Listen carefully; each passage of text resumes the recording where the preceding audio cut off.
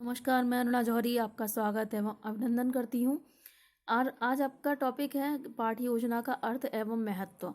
ये common topic है, सभी टीचिंग सब्जेक्ट के लिए काम आता है और सभी टीचिंग सब्जेक्ट में आता भी है। तो आज समझेंगे आप पाठ्य योजना का अर्थ, मीनिंग ऑफ लेसन प्लान। पाठ्य योजना के किसी पाठ को विशिष्ट उद्देश्य एवं अपेक्षित व्यवहार परिवर्तनों की प्राप्ति के संदर्भ में आकर्षित ढंग से नियोजित करने से है। अब आपको इतना समझ लेना चाहिए कि पाठ्य योजना क्या है। जब हम पहले से ही प्लानिंग करके किसी विषय वस्तु को व्यवहार में परिवर्तन करने के लिए आकर्षक ढंग से नियोजित करते हैं, प्लानिंग करके करते हैं, तो उसे हम पाठ्य योजना कहते हैं।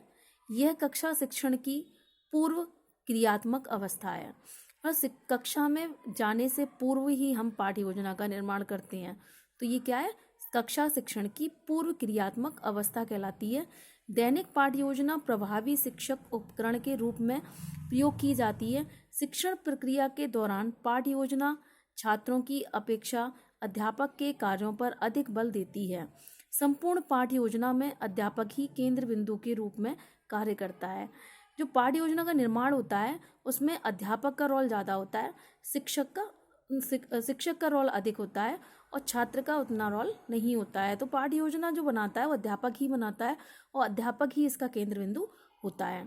इसी पर एक राइटर हैं, उन्होंने परिभाषा दी बॉसिंग के अनुसार, पाठ्य योजना में उस कथन को शीर्षक दिए जाते हैं जो वर्णन करता है क्या उपलब्धियां प्राप्त करनी है और किन साधनों द्वारा उन्हें कक्षा की क्रियाओं के परिणाम स्वरूप प्राप्त किया जा सकता है।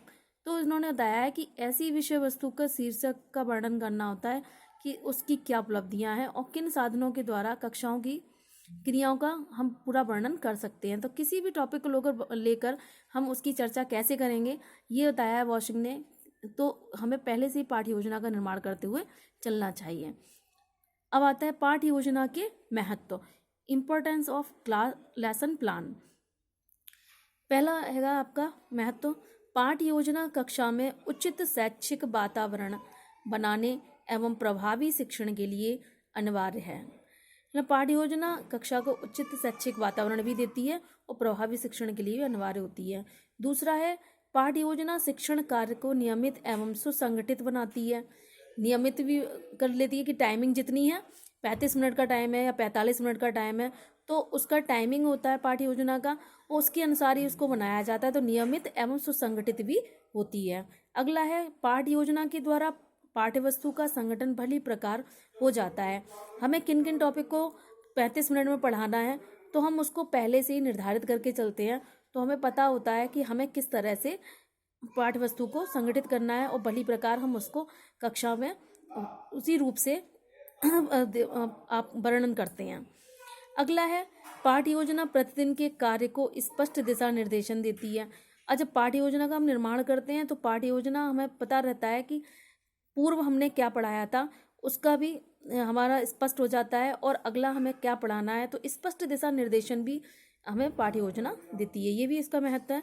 अगला है, पाठ्य योजना अध्यापक के लिए पथ प्रदर्शन एवं मित्र का कार्य करती है। जब हम पाठ्य योजना बनाकर कोई कार्य करते हैं नियमित रूप से तो हमारा पथ प्रदर्शन भी होता रहता है और मित्र की तरह वो हमारा कार्य भी करती है। जैसे हमें पिछले दिन का पता है कि क्या हमने पढ़ाया था तो पूर्व ज्ञान से हम अवगत हैं तो आगे का भी ज्ञान हमें अवगत रहता है, इसलिए हमें वो मित्र का भी कार्य हमारा करती है।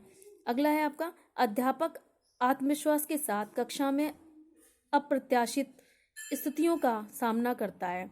अब जब हम पाठ्य योजना बनाकर चलते हैं तो कैसी भी कोई भी स्थिति हो तो उसमें हमारा कॉन्फिडेंस हमेशा बना रहता है और कॉन्फिडेंस के साथ ही अध्यापक अपना कार्य करता है। तो पाठ्य योजना इस तरह से आपकी कक्षा शिक्षण में बहुत महत्वपूर्ण भूमिका निभाती है। इसीलिए पाठ्य योजना का मीनिंग और पाठ्य योजना का महत्व समझना भी बहुत आवश्यक है। आज के लिए इतना ही। नमस्कार।